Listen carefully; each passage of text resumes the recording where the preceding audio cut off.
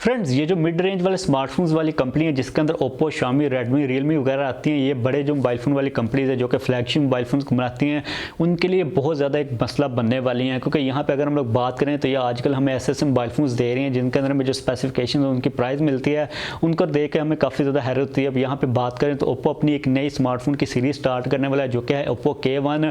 अभी इंडिया के अंदर स्टार्ट करने वाला है रिसेंटली। अभी इसके बाद ये पूरी दुनिया के अंदर यानी कि जो हमारा पूरा जो एशिया का रीजन है यहाँ पे लॉन्च करेगा।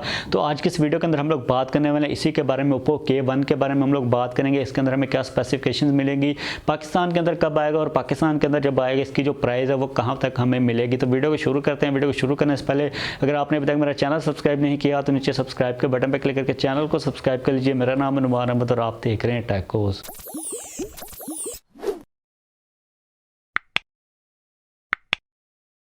अभी फ्रेंड यहाँ पे ओप्पो जो नई सीरीज स्टार्ट करने वाला है ओप्पो K1। अब जैसे ही ओप्पो ने इसके बारे में जो टीज़र वगैरह रिलीज़ किए तो काफ़ी ज़्यादा हैरत हुई। अब ओप्पो का ये कहना है कि इसके अंदर हमें इन डिस्प्ले फिंगरप्रिंट सेंसर वो मिलेगा। अब यहाँ पे जो इन डिस्प्ले फिंगरप्रिंट सेंसर उसके बारे में जो स्पेशलाइज चीज़ वो ये है कि यहाँ पर जो ओप्पो का K1 मोबाइल फ़ोन होगा उसके अंदर जो हमें प्राइस मिलेगी उसके अंदर जो हमें इन डिस्प्ले फिंगरप्रिंट सेंसर मिलेगा, इन दोनों के दरमियान अगर हम लोग देखेंगे तो इस कम प्राइस के अंदर आपको किसी और दुनिया के स्मार्टफोन के अंदर इन डिस्प्ले फिंगरप्रिंट सेंसर वो नहीं मिलेगा। अगर आप लोगों को अभी भी इसकी समझ नहीं है तो आप लोगों को मैं एक्सप्लेन करता हूँ। सैमसंग अभी अपना गैलेक्सी S10 सीरीज़ को रिलीज़ करने वाला है। अब यहाँ पे जो सैमसंग का सबसे नीचे वाला मॉडल सैमसंग गैलेक्सी S10e उसके अंदर सैमसंग ने जो इन डिस्प्ले फिंगरप्रिंट सेंसर वो नहीं लगाया। उसके अंदर सैमसंग ने क्या किया कि साइड के ऊपर पावर बटन के अंदर लगा दिया है। यानी कि प्राइस को कम करने के लिए जो इन डिस्प्ले फिंगरप्रिंट सेंसर की जो टेक्नोलॉजी होती है वो थोड़ी सी महंगी होती है, इसलिए जो स्मार्टफोन कंपनीज है जो नीचे वाले मोबाइल फोन होते हैं उनके अंदर नहीं लगाते। लेकिन यहाँ पे बात करें हम लोग ओप्पो की तो ओप्पो को इसकी कोई टेंशन नहीं। ओप्पो आने वाले K1 के अंदर इन डिस्प्ले फिंगरप्रिंट सेंसर ही वो लगाएगा। अब यहाँ पे प्राइस की बात करने से पहले हम लोग इसकी अगर थोड़ी सी जनरल स्पेसिफिकेशंस की बात कर लें तो इसके अंदर हमें मिलेगा 6.4 इंचेस का फुल HD डिस्प्ले मिलेगा जिसके अंदर हमें टीयर ड्रॉप नॉच मिलेगी। अब ये जो डिस्प्ले है सुपर AMOLED डिस्प्ले है। बैक के ऊपर हमें डुअल कैमरा का सेटअप मिलेगा जिसके अंदर एक है 16 मेगापिक्सल का कैमरा, दूसरा 2 मेगापिक्सल का कैमरा, फ्रंट के ऊपर मिलेगा 25 मेगापिक्सल का कैमरा। अब यहाँ पे स्टोरेज की बात कर लें तो 4GB और 6GB की जो रैम उसका ऑप्शन मिलेगा, इसके साथ 64GB की इंटरनल स्टोरेज मिलेगी। स्नैपड्रैगन का 660 का प्रोसेसर मिलेगा। इसके अंदर हमें जो दो ऑप्शंस मिलेंगे, एक तो इन डिस्प्ले फिंगरप्रिंट सेंसर मिलेगा, इसके साथ फेस अनलॉक का भी ऑप्शन मिलेगा। इसके अंदर हमें जो बैटरी मिलेगी वो हमें मिलेगी 3600 mAh की बैटरी। अब ये तो होगी सारी स्पेसिफिकेशंस। अब इस मोबाइल फोन के बारे में एक ही चीज़ जो कि सबसे ज़्यादा स्पेशल है जो कि इन डिस्प्ले फिंगरप्रिंट सेंसर। अब दूसरी जो स्पेसिफिकेशन है वो भी ठीक ही है, इतनी कोई खास बुरी नहीं है। अब पहले ओप्पो क्या करने वाला है कि इस मोबाइल फोन को आने वाले 1-2 दिन के अंदर इंडिया के अंदर लॉन्च करेगा। अब इंडिया के अंदर जिसकी जो प्राइस होगी तकरीबन 16,990 रुपये के अराउंड कहीं पर होगी।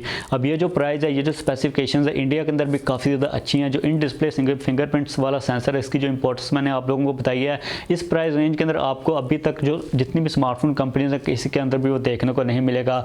अब यहाँ पे हमारा क्वेश्चन तो यही है कि पाकिस्तान के अंदर कब आएगा, पाकिस्तान के अंदर इसकी जो प्राइस है वो कब होगी। तो देखें, जब भी ओप्पो की मोबाइल फोन चाइना के अंदर या फिर इंडिया के अंदर लॉन्च करता है तो उसके तकरीबन 2-3 मंथ के बाद पाकिस्तान के अंदर वो आ जाता है। तो अभी कौन सा, अभी फरवरी का मंथ है तो मार्च और अप्रैल आई थिंक मई तक ये पाकिस्तान के अंदर आ जाएगा, क्योंकि पाकिस्तान के अंदर जब आएगा तो ये चाइना से इंपोर्ट होकर आएगा, जबकि इंडिया के अंदर ओप्पो आई थिंक अपने मोबाइल फोन वो वहाँ पे असेंबल कर रहा है। तो यहाँ पे बात करें दूसरी चीज़ की जो कि बहुत ज़्यादा इंपॉर्टेंट वो है प्राइस का। अब इंडिया के अंदर इसकी प्राइस आई थिंक रीजनेबल है क्योंकि उनकी थोड़ी सी करेंसी का भी डिफरेंस है।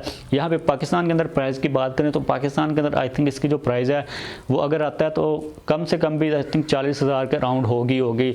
अब यहाँ पे देखें तो ये जो प्राइस है अगर हम लोग नॉर्मली कंपेयर करें इन डिस्प्ले फिंगरप्रिंट सेंसर को बीच में से निकाल दें तो ये जो प्राइस है ये ठीक ठाक है, इतनी कोई ज़्यादा कोई सस्ती नहीं है। इस प्राइस है जो स्पेसिफिकेशन के अंदर हमारे पास काफ़ी ज़्यादा ऑप्शंस वो अवेलेबल है। लेकिन यहाँ पे बात करें अगर हम लोग शामिल कर दें इन डिस्प्ले फिंगरप्रिंट सेंसर को तो ये जो प्राइस है काफ़ी ज़्यादा अच्छी होने वाली है।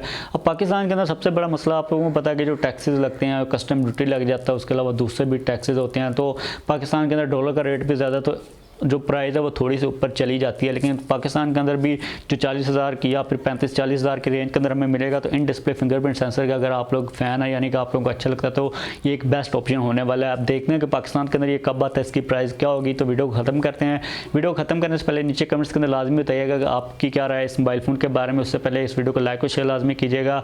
उससे पहले अगर आपने अभी तक मेरा चैनल सब्सक्राइब नहीं किया तो नीचे सब्सक्राइब के बटन पर क्लिक करके चैनल को सब्सक्राइब कर लीजिए।